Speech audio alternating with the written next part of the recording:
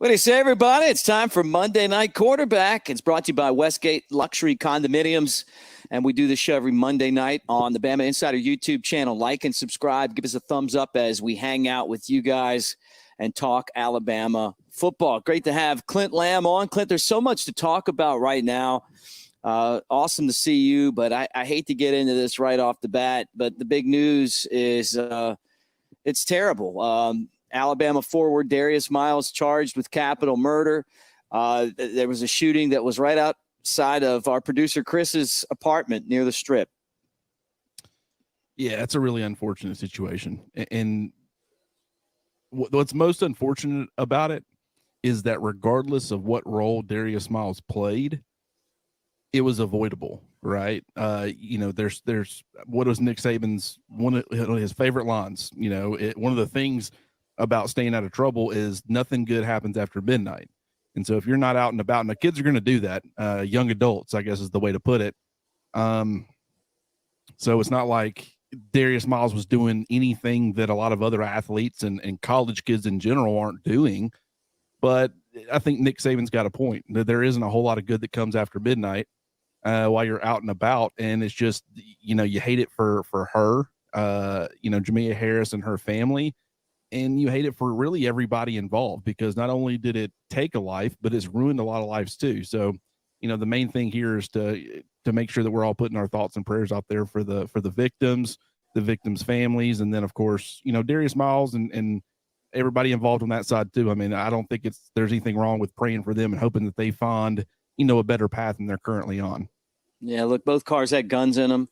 You got to make good decisions, man. I mean, and it's tough in life because sometimes things happen and you get upset, but man, I mean, it's terrible all the way around. There's just every possible angle you look at it. I thought about this a lot last night, couldn't sleep thinking about it. Reminded me of the Henry Ruggs situation. He was a guy that was really the hero of his town, playing basketball at Alabama. He was going to be part of what I think is going to be one of the greatest Alabama teams ever.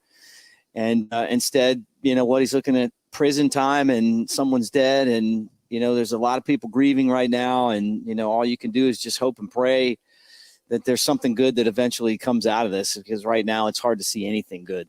Well, I mean, yeah, and I think the Henry Ruggs situation, that taught a lot of lessons, I think, to football players who knew him. I mean, Nick Saban to this day, he'll tell you, Henry Ruggs is a good kid. He was a good guy. He was a good player for us, but more importantly, he was a good person while he was here, and he made a mistake, and that mistake has cost him not only somebody's life, but it's cost him his career.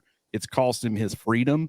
And so, people just need to make better choices, but I know that's a lot easier said than done. And I know at one point in time I was, 18, 19, 20, 21 and was out there having a good time and probably not making the best decisions. But, sometimes those decisions have consequences. And in this case with Darius Miles, I mean, it's going to cost him a lot, but it didn't cost him his life. And that's the most important thing here, is that, Harris, and the fact that I've heard so many good things about her. She was apparently a phenomenal person, and I hate that this situation happened to her and her family. Right. No, it's awful, and it comes on the heels of Alabama's basketball game on Saturday, which they absolutely kicked the crap out of LSU. I mean, it was embarrassing watching LSU just get pummeled up and down the court. It kind of was reminiscent of the game that Alabama beat them in Baton Rouge a couple of years ago.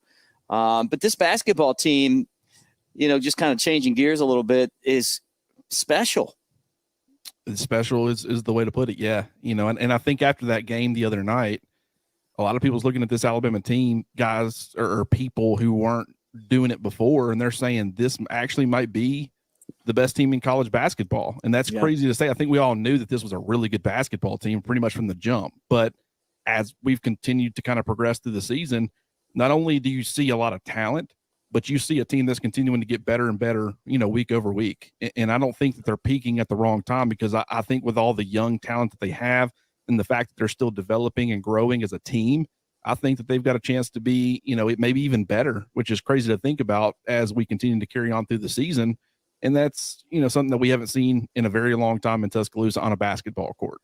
Yeah, well, a lot of things going on with that basketball team right now, but I'll tell you what, on the court, they've been really fun to watch. And I'll tell you what's really fun is hanging out with Clint and Jimmy Stein and the rest of the crew at BamaInsider.com. And you can do that right now. It's easy, $29.99. You get a membership that's good all the way through August 31st of 2023. That's the year we're in right now. Or you can go $9.99 a month, right?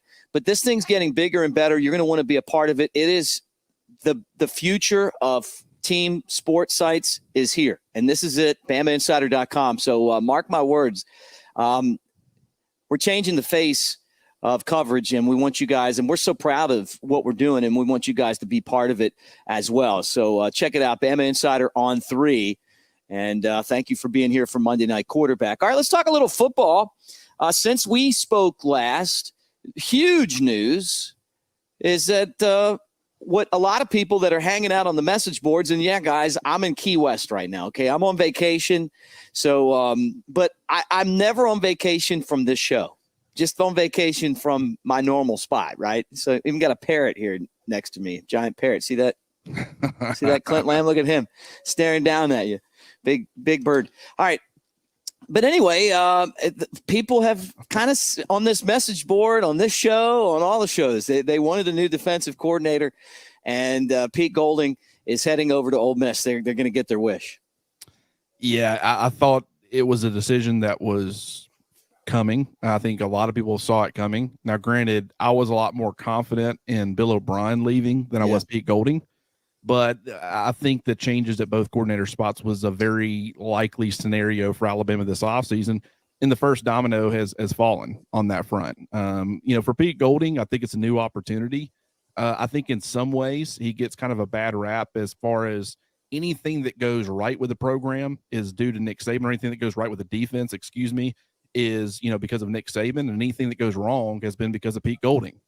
Nick Saban never gets any blame for anything that happens negative on the defensive side of the ball. But Pete Golding, anytime that they would do something good, he wouldn't really get a whole lot of credit when it comes to fans. So now you get to go to Oxford. They've really struggled defensively. Lane Kiffin's got the offense rolling. He's kind of revamped it, going from Matt Corral to the run game that they did this past season. And so that side of the football is not an issue in Oxford. The defense has been. And so Pete Golding is a young defensive mind. I think that he'll get to kind of run the show the way he wants to run it, call the defense the way he wants to call it. And so I think it's an opportunity for him to kind of get away from Nick Saban and Nick Saban's philosophy defensively and the way that he likes to operate, improve what he can or can't do on his own. And then from Alabama's perspective, I think that this kind of marriage should kind of run its course. And you just weren't seeing the development from the unit as a whole that you needed to see. And I think that was affecting things on Saturdays. And so from their standpoint, they go out and they get a different defensive mind, someone that works well with Nick Saban, and it's a fresh new face. And there's, the opportunities are endless with the talent that's in Tuscaloosa. So I think it was beneficial to both parties. Yeah, look, I mean, you started hearing, rumors that this could possibly happen. I was kind of surprised. I mean, just because he was under contract, but he's gone and he's going to move on. And now Alabama has a chance to reset a little bit. And I think a lot of us have felt like the defense needed to be a little bit more consistent. It's been on a slide downward. It hasn't been like a slope, but it went from being number 1 to, number 6, number 7, you know what I'm saying? Like all of a sudden you're in the bottom of the top 10, and we see Georgia taking our identity and winning national championships. So who's the next guy going to be, or who are the candidates? And I throw one guy out there, Jeremy Pruitt. I don't know what his situation is with the SEC, with the NCAA, but boy, I would love to have him back. That's the number one candidate that anybody's going to bring up when it comes to this job. Now, granted, there's going to be people who don't want Jeremy Pruitt because of that baggage and the unknown. But from an X's and O's standpoint, and just being familiar with Nick Saban, being familiar with Tuscaloosa, that's obviously, would be a home run hire on the field. Now, I can't tell you what's going on with the SEC and whether they would let that happen or what kind of, issues would follow Jeremy Pruitt to Tuscaloosa if he were to take the job. But I know that at least one side of the equation is feeling really good about their chances of getting something done. And we'll have to wait and see how or what plays out with that situation. The other option, of course, is Schumann, the co-defense coordinator in Athens. young guy. Well, I think he's 32 years old, but very good defensive minded guy. He's been under Kirby Smart for a while now, followed him from Alabama to Georgia, and has kind of continued to climb the coaching ranks. And I guess Dan Lanning last year was the one that got a lot of credit for that defense, and that helped him get the Oregon job. This year, they brought in Will Muschamp. He kind of shared that co-defensive coordinator role with Schumann.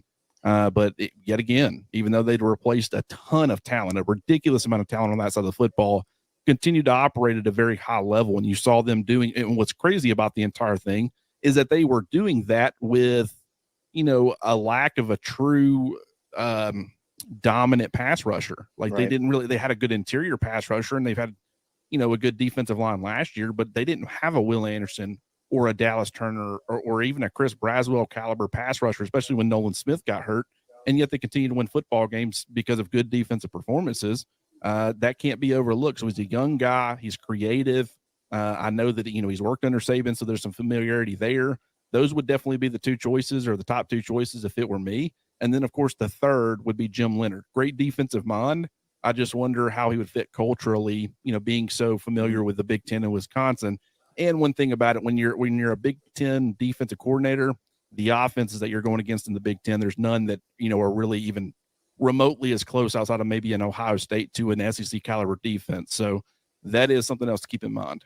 Right. What about a Will Muschamp, though? I mean, we talk about the younger guy. What about the guy that's more experienced? I think a lot of us feel like Alabama needs to get back to being that physical, dominating, really tough defense that we were used to. Like the tackling's been bad. I mean, think about the game against LSU and no one to tackle. Daniels in the overtime, he runs untouched into the end zone. And I know big plays are a part of college football now, but at the same time, Georgia seems to be able to make tackles. Yeah, that's a great point.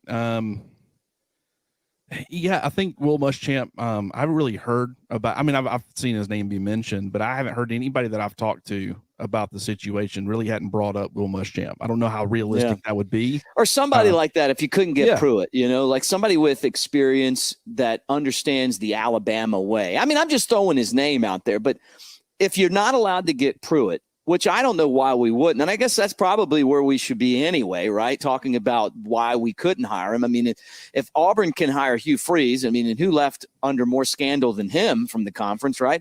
And then Bobby Petrino can go to Texas A&M. Why can't Alabama have Jeremy Pruitt? Yeah, really the only thing that would be holding them back would potentially be an active investigation, and the fact that with those other two coaches, it's like there was a longer time period. That's really the only argument. I mean, at this point, but at the same time, the fact that they're allowing those other moves to be made, if you're Nick Saban and you're Alabama, now is the time to try to make this sort of move. Because I think that, when you're looking at Texas A&M and you're looking at Auburn and the moves that they've made, it's like, are you really going to tell us no in this situation? And I doubt with Nick Saban's pull and the respect that he kind of has earned in the SEC that they would really tell him no. I guess they did it with Hugh Freeze, if that was the whole story with the offensive coordinator thing was true back in the day a few years ago. But with Jeremy Pruitt, from an on the field perspective, it would be absolutely a home run hire. And just the fact that he can go out there and recruit, the fact that Nick Saban knows what he's going to get from him, Jeremy Pruitt knows what he's going to get from Nick Saban. He knows what he's going to get in Tuscaloosa.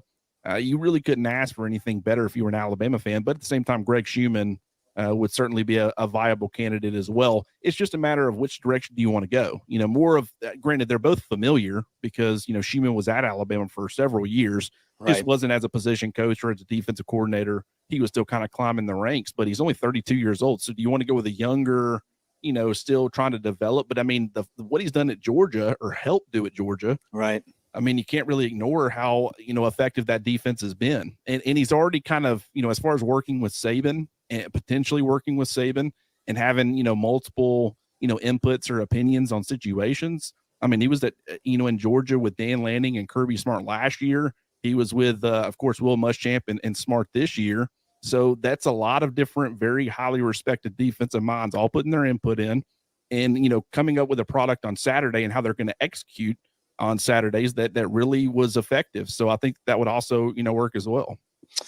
Good stuff, Clint. As always, tell everyone how they can follow you and get the latest information, including your Twitter page, which always keeps me in stitches. Yeah, I mean, I got the Twitter there at Clint R. Lamb. If you want to follow me on Twitter, also over on the Talk of Champions message boards on BamaInsider.com. Great community. Really try to, anytime someone asks me a question on there, as long as I see it, which I see pretty much everything, not only do I try to answer it, but I also try to get as in depth as possible. I want to give an answer that, comes with why you were asking the question in the first place. So I really try to expand on things, and just the community in general with Jimmy and Bone and Joseph and everybody is just phenomenal. So definitely would recommend that. And then, of course, you can read my content at BamaInsider.com as well.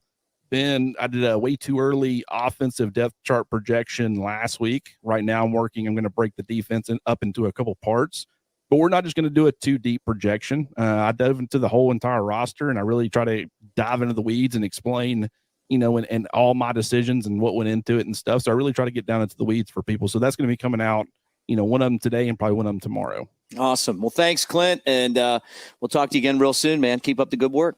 Absolutely, man. Appreciate you, Mick. Always great hanging out with Clint Lamb here on Monday Night Quarterback on the Bama Insider YouTube channel. Make sure you guys like and subscribe. Give us a thumbs up as we hang out with you every Monday. Brought to you by Westgate Luxury Condominiums, right there next to Bryant-Denny Stadium. You know those. You can see the Walk of Champions. You can see inside the concession stands at Bryant-Denny. You can always grab a hot dog or a Coke from there, right? The oversized balconies, 1 to 5 bedroom units that go from 900 to 3,000 square feet. The Wolf and Sub-Zero kitchen appliances, which are the best in the business.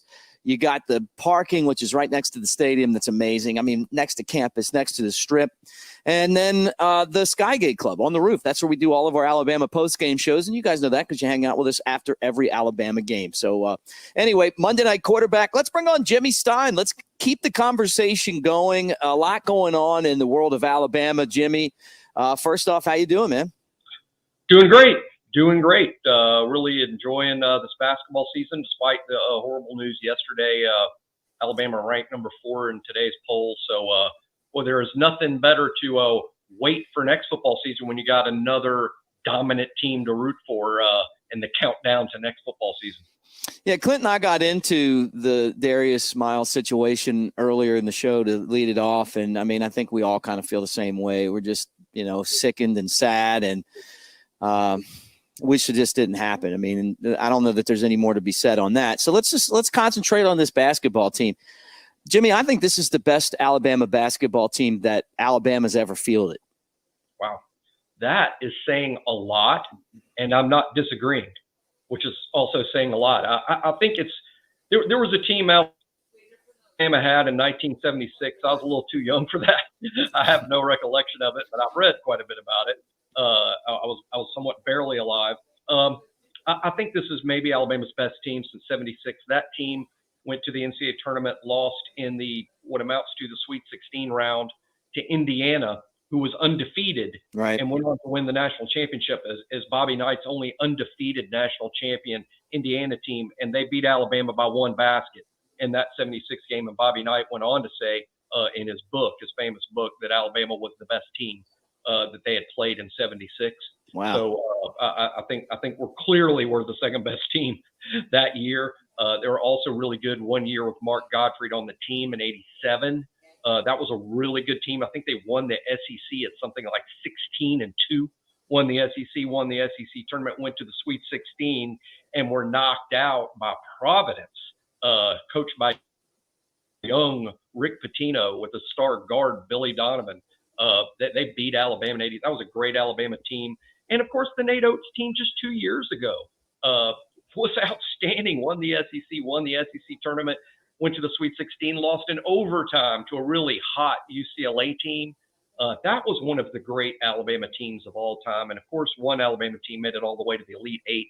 I think one of the things I brought up on the message board this week, Mick, that I thought was really interesting, I asked our subscribers, because I was interested to read the opinions, which were so many great ones, so many interesting ones. But I asked them, hey, look, Nate Oates and this team are creating these expectations to the point that it's crazy that now, how far does this team have to go and you're not disappointed? For instance, does a Sweet 16 loss at this point, you're like disappointed, Yeah. even though Alabama's only gotten to the Sweet 16 and won one time ever. But if this team gets to Sweet 16 and loses, we're going to be like, oh man, that's disappointing. But that's really a compliment. That's a great thing that the team is playing so well that our expectations, Mick, have logically reached. Is this an Elite Eight team? Is this a Final Four team? Can this team win it all? I can't recall ever having a realistic discussion about an Alabama basketball team in that manner. But this team has done it. Yeah, look, they're deep. They're unselfish, and they're able to score the basket. They're playing great defense right now. I think they have one of the best coaches in the country. And so you mix all those things together, they should be a really high seed. It would be great. I mean, look, I don't think peaking now is peaking too soon because you want to win the SEC. I mean, that's a big deal, right?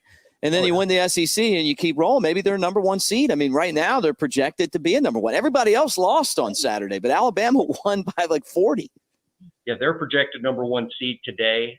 Will they be able to keep it up? I think most teams, and I'm talking about most good teams, Mick, the season's a bit of a roller coaster. There's a stretch where you play your best basketball of the year. There's a stretch where you play your worst basketball of the year, and then it's up, and then it's a little down.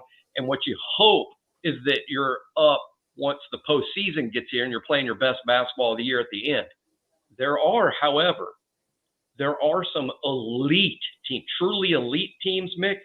They start the season playing well, and they do nothing but play well. Right. From the beginning of the season through the middle of the season to the end of the season.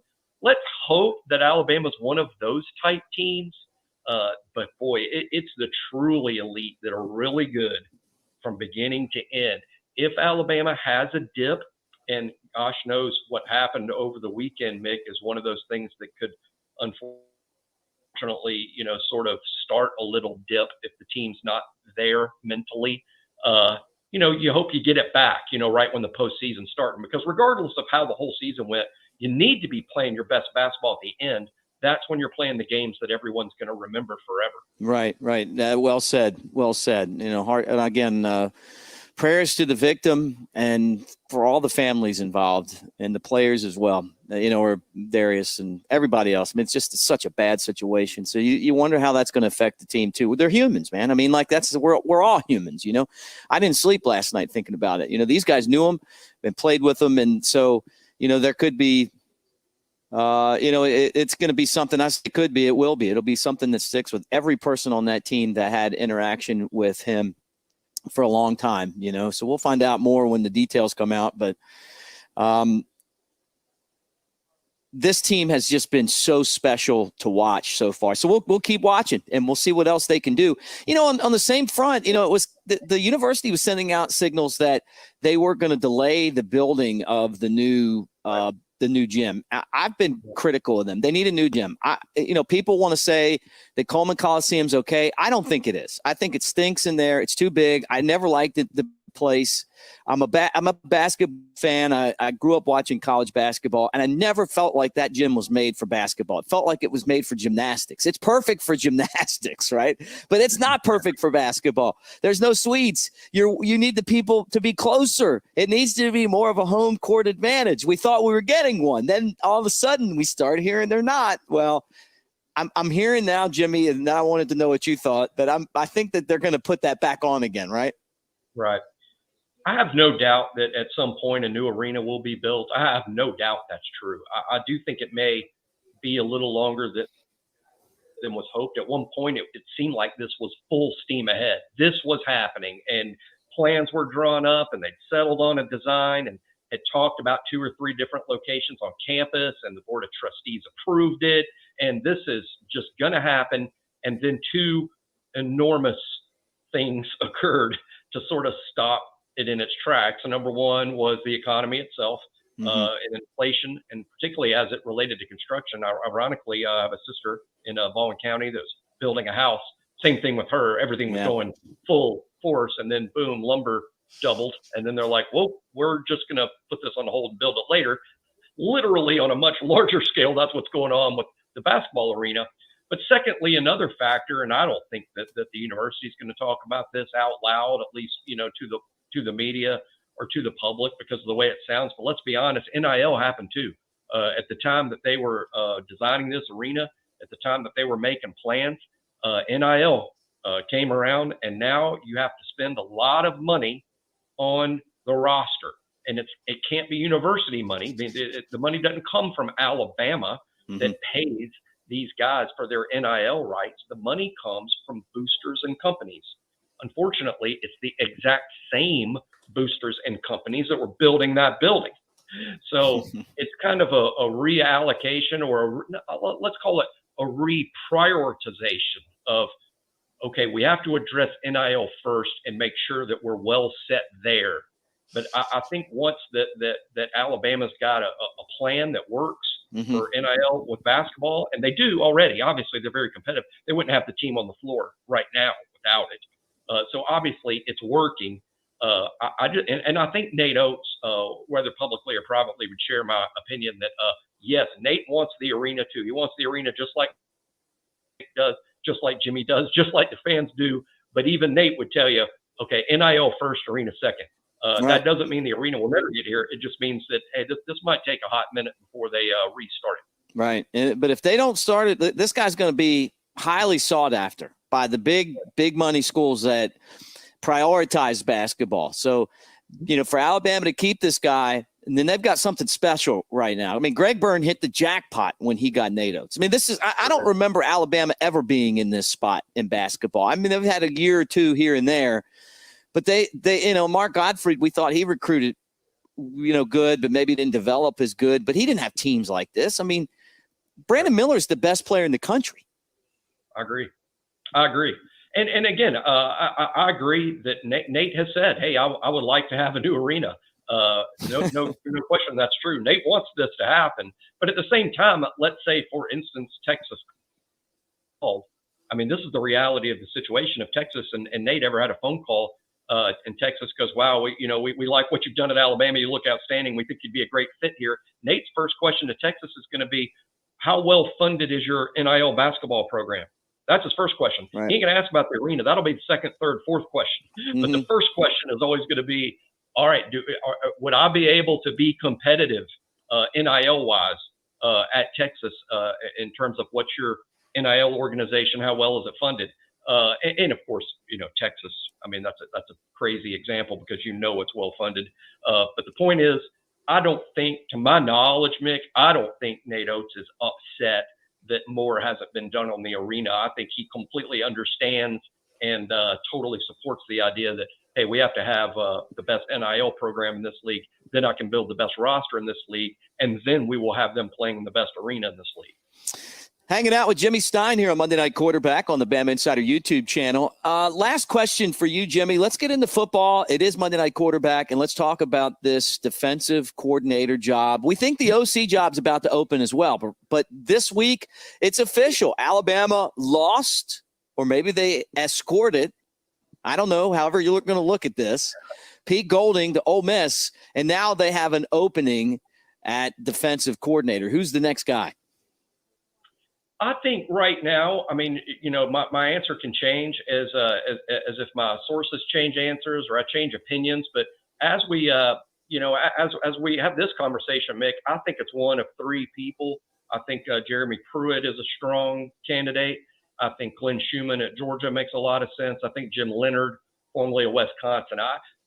I will be surprised as we talk right now, Mick, if it's not one of those three. And in my opinion, all three would be home runs. I think, to be honest, I think all three are so good. I don't even really have a super strong preference. I think it's for Jeremy just simply because he's one of us. I mean, he's a former Alabama player, former Alabama coach. We know how good he is. So if it can work out that it's Jeremy Pruitt, maybe that would be my preference. But that is not to say that Glenn Schumann, who's also one of us, by the way, Schumann, an Alabama graduate, dad played for Coach Bryant, coached here at Alabama. Schumann's just a lot younger than Jeremy, and we haven't had the experience yet of having Glenn Schumann as a defensive coordinator. But that would be a home run based on the career that dude's building. And Jim Leonard, of course, I think if you took a poll of every head coach in college football and asked who's the best defensive coordinator in this sport, I personally think you'd get more votes for Jim Leonhard than anyone else. Wow. So considering he may be the best defensive coordinator in college football, he would be a home run as well. But whether it's Pruitt, Schumann, or Leonhard, I would be excited about any of the three. If it ends up not being one of those three, then we'd have to see, in terms of, because I do think Alabama lost a pretty good defensive coordinator to Ole Miss. That's why Ole Miss hired him in the first place, right? Right. So I do think, where we stand right now, Pruitt, Schumann, and Leonhard make the most sense, and all three would be home runs. All right. Well, Jimmy, it's great hanging out with you on Monday Night Quarterback. What do you got going on at the BamaInsider.com site? You're always on the message board. I know that, and people can join you there. A lot to talk about with these coaching searches, and as you said, the OC position is likely to come open soon. That's going to lead to a lot of discussion. But what I want to hype, and even though it's a few weeks away, one of my favorite things I do on the message board and throughout the year is rank the roster. And we are going to rank the roster as it stands, not counting freshmen, but rank the roster prior to spring practice. Who's Alabama's best player, all the way down to roughly player number 58. I think there's around 58 right now in terms of returning players from last year's team. We're going to rank them from 1 to 58. And, man, that kicks off some great discussion. I'm excited to do it, Mick, because I haven't done the rankings yet. I'm excited myself to see how the rankings work out. Yeah, it'll be fun. We'll check that out, Jimmy, and thank you. And don't forget, guys, $29.99. You can take advantage of this deal right now and be on BamaInsider.com all the way up until August 31st of 2023. Thanks, Jimmy, and we'll talk to you again next week. Appreciate it, Mick. Awesome having Jimmy Stein on Monday Night Quarterback live from Key West, Florida. At least I am. Look, let's bring on our next guest. I'm not trying to make you jealous, Chris Daughtry. And all you guys in the comment section, man, we really appreciate you being here and being part of our show. This is a nervous night for our next guest, a night where anything could happen. This dream season to get back to the Super Bowl again or not. What's going to happen? He's the biggest Dallas Cowboy fan in the entire country. There he is, Joseph Hastings, our recruiting guy here on Monday Night QB as well. I see you got the Dak jersey on, man. You're ready. I had to represent today, Mick. I'm feeling every single emotion that you could feel right now. Excited, nervous, sad, in anticipation of what may happen tonight. I know the last time the Cowboys played a road game, wild card weekend, it was Tony Romo's fumble against Seattle. So I'm definitely not looking forward to this one, hoping for better results. You like Tony Romo as a commentator? It's kind of weird with him because he brings this infectious energy, but then again, sometimes I think he may go a little bit overboard with it. But for the most part, I enjoy it. I thought it was a fun experience with the Bills-Dolphins game with him. I think he's the second best former Cowboys quarterback in broadcasting because Troy Aikman's, I think, the best color guy in the game. So, but two former Cowboys as we hang out. All right, well, let's talk recruiting. Let's get into this. There's so much going on, and there's always seems to be a lot going on. But what are your takeaways from Alabama's junior on Saturday? Yeah, so Alabama had their first junior day event of the year on Saturday. They're actually going to have another one on January 28th as well, maybe one in March or April. So, just the first of a few here this year. And by all accounts, it seemed like Alabama did a pretty good job. We got to hear a couple of good things about Austin Armstrong, new assistant coach there at Alabama. Alabama's linebacker commit Sterling Dixon actually said that he trusts Coach Armstrong with his life. Definitely wasn't expecting that quote right there, but that was an interesting one. We also got to speak with new Alabama linebacker target D'Angelo Barber, 2024 prospect out of Clay Chalkville High School, where Alabama commit Jalen Mbakwe goes. And, he told me about his time with Armstrong and that from an X's and O's standpoint, he's one of the best in the game. So just rave reviews for Coach Armstrong and what he's able to bring to the table. You see the 100% for Louisville on the RPM for Barber, but I think Alabama may have the edge right now. Just and Barber admitted it himself. He said that they're the leader, they're the biggest offer for him to date. He visited for the junior day, likely to be back sometime during the spring, and then also camp in the summer. So, those were a couple takeaways there. And then you look at some of the other, prospects who were able to get on campus. I spoke with Dalen Evans, Texas A&M commitment. He says that he plans on getting back to Alabama, wants to take an official visit later this year. Really enjoyed his time with Coach Saban, Coach Roach. It was his first time in Tuscaloosa. So, he loved everything that he saw from the junior day visit. Mazeo Bennett, he's a 2024 target, wide receiver target for Alabama out of South Carolina. He returned for the first time since June. He's somebody else who had high praise, especially for his time with Coach Saban. Just the honesty and the truthfulness that he got from Coach Saban, he really appreciated.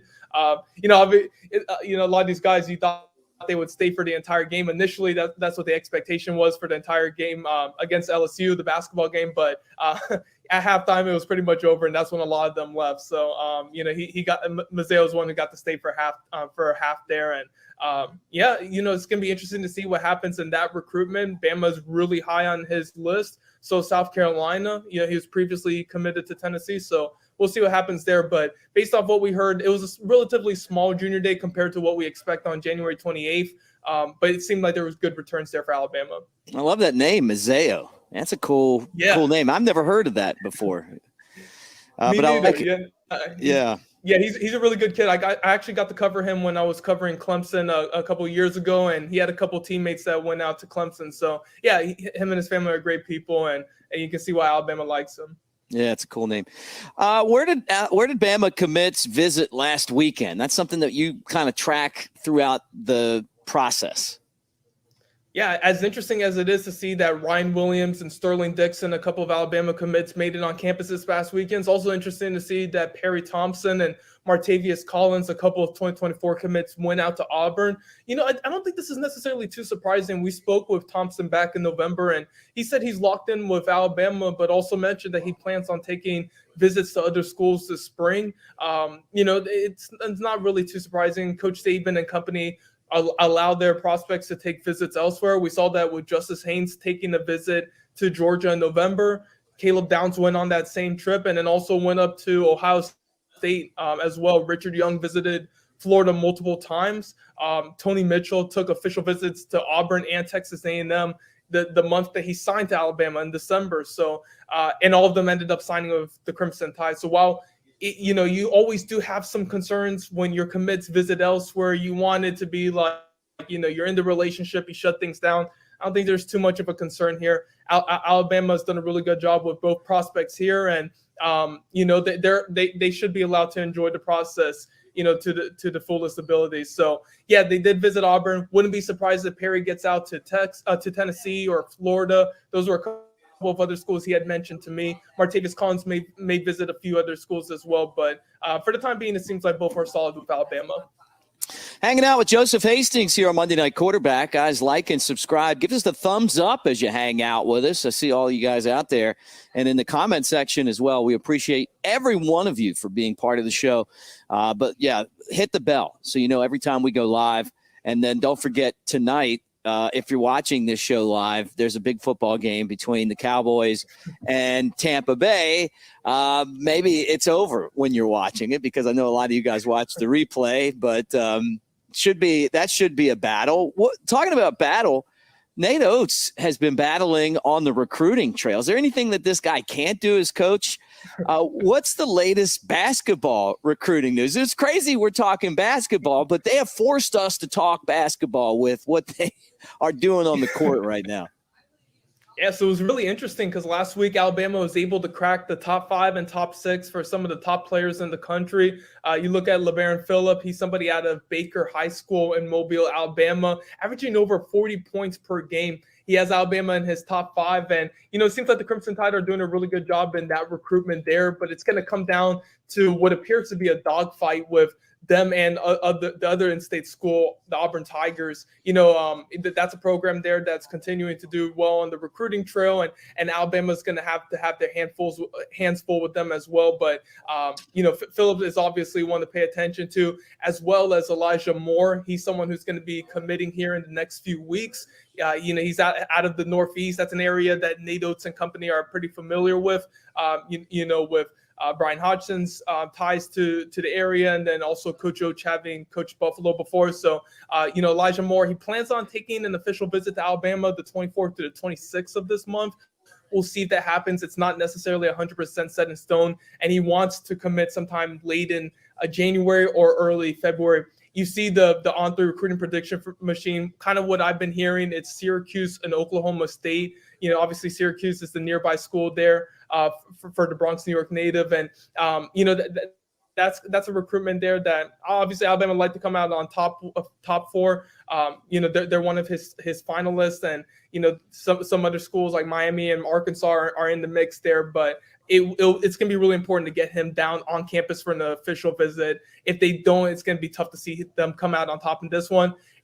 And then Trent Flowers, he's a top 20 recruit in the country out of Maryland. Alabama, Arkansas, Creighton, Louisville, and North Carolina are in his top 5. It's interesting to see with a recruit like this, just based off Alabama's production and ability to recruit in recent years, if they can land this would probably qualify like as a staple recruiting victory of the class. Going out of state, landing someone like Flowers, who's so talented, and especially with the ability to develop at that position. You've seen what Brandon Miller's done and others in recent years. So he definitely kind of fits the mold for what Alabama likes to do. He's somebody who can handle the ball, get out in transition, and that's a recruitment we're going to be closely watching.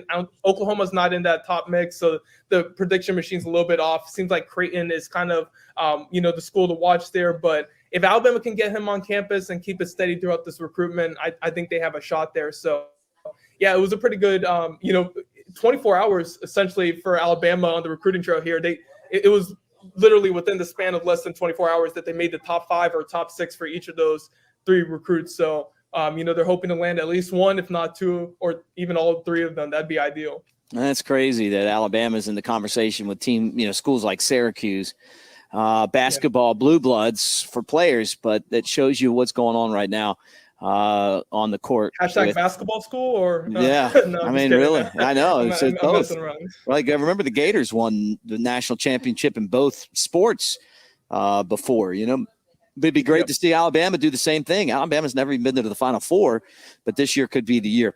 All right, before we get out of here, let's talk a little bit about the Battle 7-on-7 tournament in Miami that you'll be at this weekend, not too far from where I'm at right now.